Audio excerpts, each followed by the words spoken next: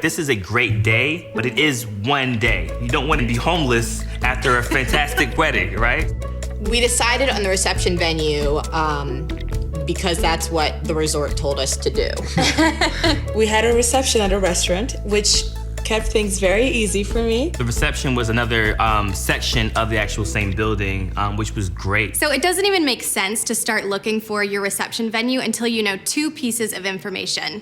How many people are you going to invite, and what is your budget? So I said, okay, you are the mastermind behind the decorations and all that stuff. I don't know all the different flowers and all that, but I'm gonna be mastermind of the budget, right? The reception is actually gonna eat up the lion's share of your overall budget. So we're talking 40, maybe 50%, and that is largely going towards your food and your drinks. For one day, one venue in New York City would buy us an entire week that slept the entire wedding party in this massive villa on the beach. Choose a venue that also provides the catering.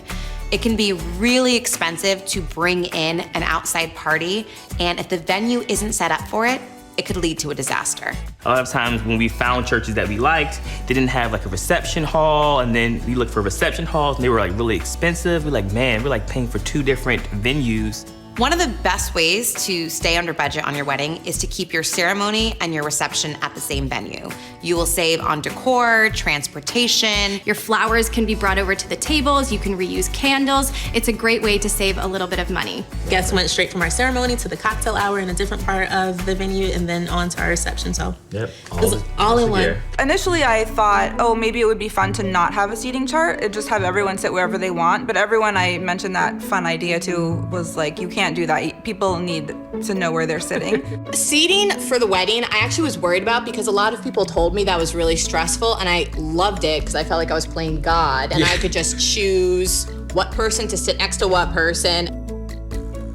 When you are setting up your seating chart, one, wait until you have at least 90% of your RSVPs so you're not constantly redoing it. And then two, consider who knows each other. Nobody wants to go to a wedding and have to sit next to someone they don't know and chat for hours with your random Uncle Steve. There are always gonna be things that work out and don't, and you just decide what you're gonna let go and what you're gonna like have a laugh at. I would recommend letting go of everything.